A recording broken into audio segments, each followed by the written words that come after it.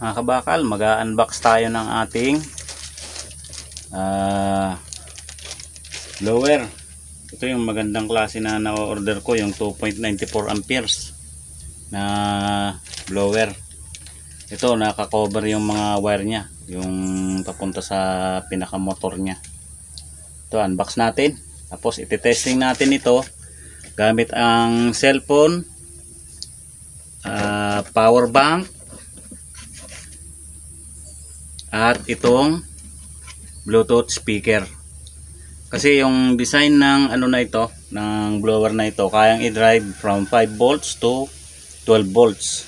Ang nakalagay nga sa specification nito ay kayang i-drive ito ng 4 volts to 12 volts.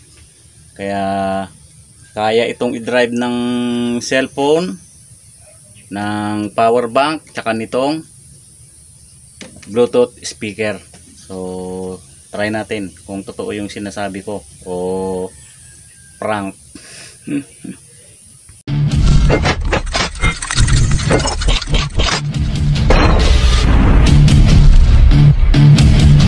So, ito mga kabakal, yung ating na-order na dalawa na blower. So, unbox natin. Ito siya. So, ang kasama dito, yung blower, yung pinaka-duct nya sa nozzle, tapos itong controller. So parehas yan.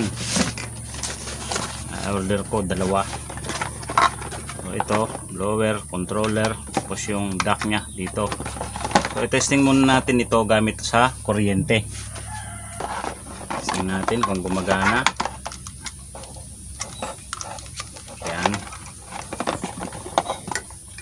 Kasi pwede naman ito ibalik kung in case na hindi gumagana. So ayan, buksan natin. So ayan, gumagana siya. Malakas siya, oh. Oh. So okay siya mga kabakal, malakas. Ayan. Isa naman, testing natin.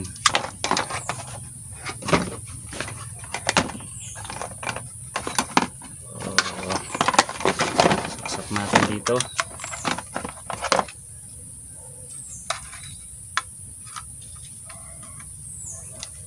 Testing. So ayan, gumagana siya sa kuryente. Ayan, oh.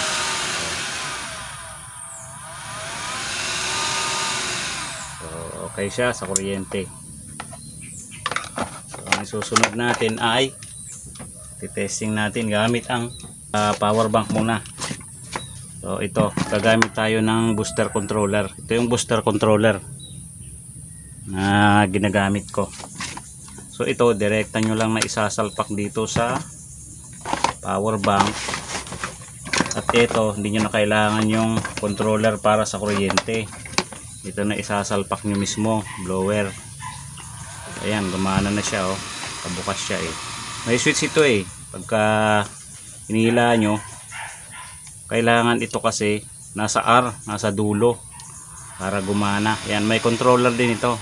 Ayan, oh. Mayroong pahina, may palakas. Ayan, oh. So, kaya kahit saan pwede nyo dalhin ito. Kasi itong feature na ito kaya i-operate ng power bank tsaka cellphone. So susunod natin gagamitin ay yung cellphone. So ito rin ang kailangan natin, itong booster controller, kabit dyan sa blower. Kailangan lang natin itong USB on the go, yung tinatawag na OTG, USB on the go. So ito, isasalpak natin dito yung blower. So salpak natin dito sa cellphone yung USB on the go. Kailangan i-on natin yung USB on the go nito, feature itong ating cellphone. Yan, other connections, yung USB on the go, kailangan i-on yan. Yan, kailangan yan naka-on. So i-try natin i-on. So ayan, gumagana siya. sa cellphone. Yan o, cellphone lang ginamit ko dyan. So adjust natin, pwede din no, palakasan, pahinaan, o ganyan lang. Yung mga smartphone ang pwede dito, yung mga keypad tinesting ko, hindi po pwede. Sa mga smartphone ang okay, yung mga may connection ng on the go, yung OTG, kailangan nyo lang i-on doon sa cellphone. So yan mga kabakal ang pwede dito. Ito maganda kasi may takip dyan, no? Yung sa wire, kahit nagagalaw-galaw hindi basta-basta masisira yan. Yan, pwedeng palakasan, pwede din pahinaan. So sa ano naman tayo dito, sa Bluetooth speaker. So, hindi na natin kailangan dyan yung i-off na natin ito. Hindi na natin kailangan dyan yung USB on the go. Ito lang, isalpak lang natin dito sa Bluetooth speaker. Ito, yan. Tapos i-on natin yung Bluetooth speaker. Yan. So i-on natin dito. So ayan, gumagana siya. So kaya rin yan. Kaya kahit nasa beach kayo or nag-hiking or nasa bukid, pag walang kuryente doon, pwede nyong gamitin ang Bluetooth speaker, cellphone o kaya power bank. Ito ang kagandahan ng feature ng ibang blower na mayroong feature na 4 to 12 volts power supply na kaya niya i-operate. Kasi yung iba hindi gumagana sa mga ganito eh. Walang feature na 4 to 12 volts. Kaya piliin nyo, mababasa nyo naman sa specification yung klase ng blower na o-orderin nyo. So ito 2.94 amperes yan, kayang-kaya niya i-drive, 12 volts yan. So kaya nga ng cellphone eh.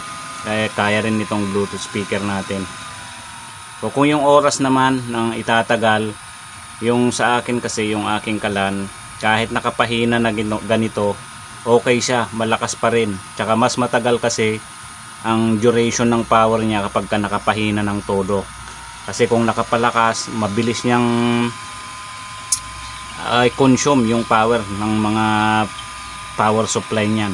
Kahit yung cellphone, yung power bank, basta nakapalakas ng todo, mabilis niyang i-consume yung power. Kaya yung sa akin, kahit nakapahina na ganito, maganda pa rin yung performance niya, gumagana siya doon sa aking personal use na kalan. So okay mga kabakal, hanggang na lang. O sana nakatulong sa inyo itong mga pinakita ko sa inyo. Okay, hanggang na lang, hanggang sa susunod.